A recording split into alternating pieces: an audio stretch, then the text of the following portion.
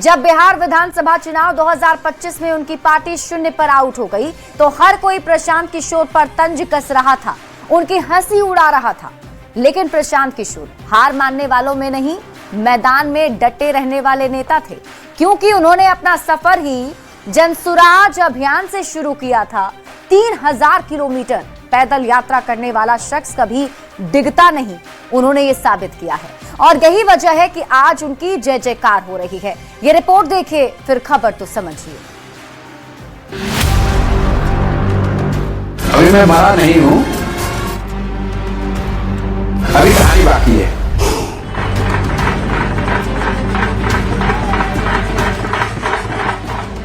मैं अभी मरा नहीं हूं, अभी कहानी बाकी है।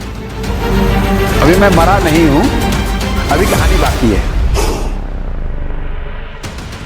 प्रशांत किशोर का ये बयान उनके सबसे बुरे दौर का है, जब जनसुराज बिहार विधानसभा चुनाव 2025 में शून्य पर आउट हो गई थी। प्रशांत किशोर ने बड़े दावे किए थे, लेकिन उन्हें नाकामयाबी मिली।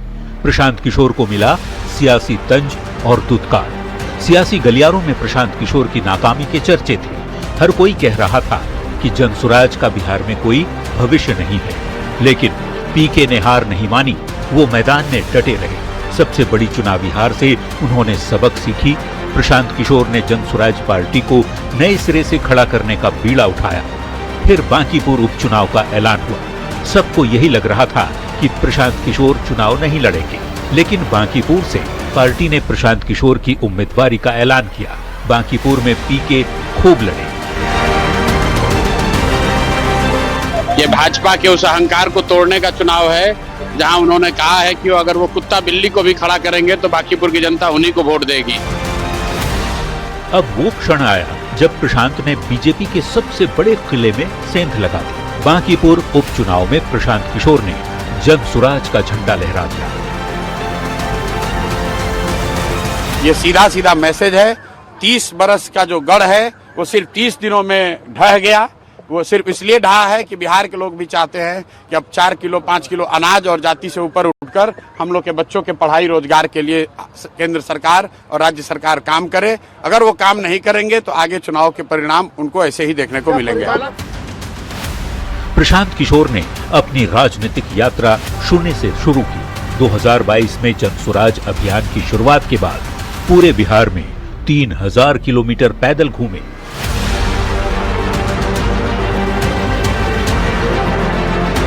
फिर जनसुराज अभियान को पूरी तरह राजनीतिक संगठन में बदल दिया। इस राजनीतिक यात्रा का मकसद बिहार में एक नई मजबूत राजनीतिक जमीन तैयार करना था।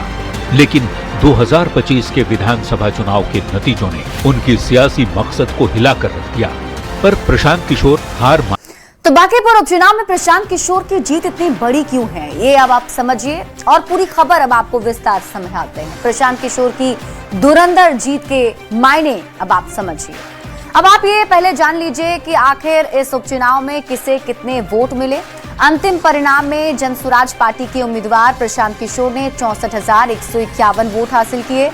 उन्होंने बीजेपी के उम्मीदवार नीरज सिन्हा को 19,246 मतों से पीछे छोड़ दिया। नीरज सिन्हा की बात करें तो 44,827 वोट नीरज सिन्हा को मिले।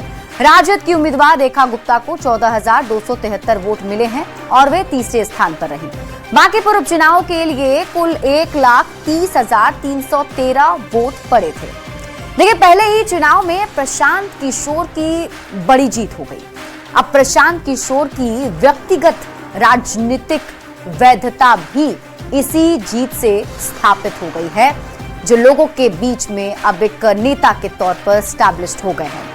केवल चुनावी रणनीतिकार नहीं, बल्कि एक जनाधार वाले नेता भी प्रशांत किशोर अब बन गए हैं।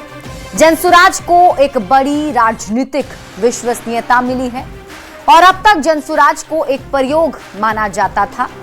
2024 में पहली बार 4 सीट पर चुनाव जनसुराज ने लड़ा था और पहले चुनाव में जनसुराज की करारी हार हुई और उसके बाद साल 2025 में विधानसभा में जनसुराज ने अपने उम्मीदवार उतारे। लेकिन 2025 में भी पीके की बहुत बड़ी हार हुई, एक भी सीट पर पीके की जीत नहीं हुई। 2026 में प्रशांत किशोर पहली बार खुद ही चुनावी मैदान में उतर गए, खुद चुनाव लड़े और पहले चुनाव में ही प्रशांत किशोर को बड़ी जीत मिल गई। रुझानों में हर राउंड में प्रशांत किशोर लगातार आगे बने रहे। प्रशांत किशोर पर जनता ने पूरा भरोसा जताया है। यह जीत उन्हें बिहार की राजनीति में एक बड़ी जगह देगी। बीजेपी के मजबूत गढ़ में सिंध का संदेश भी जाएगा। बांकीपुर बीजेपी का मजबूत क्षेत्र माना जाता रहा है। देखिए, बांकीपुर में पीके की जीत बीजेपी के लिए एक बहुत बड़ा झटका भी है। अब प्रशांत किशोर की जीत विपक्ष के लिए भी बड़ा मनोवैज्ञानिक संदेश है। विपक्ष के बड़े नेता के तौर पर प्रशांत किशोर अब उभर सकते हैं। 2030 के बिहार विधानसभा चुनाव में प्रशांत किशोर की भूमिका और बढ़ सकती है।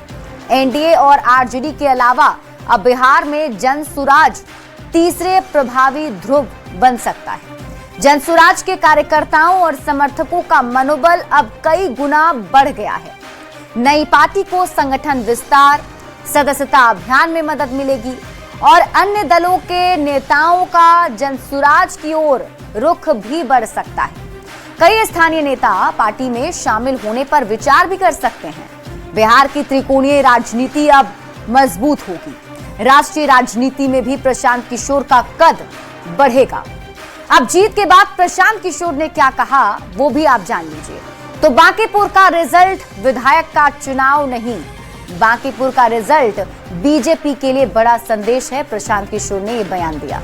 उन्होंने कहा कि बिहार में किसी साफ छवि के व्यक्ति को सीएम बनाएं।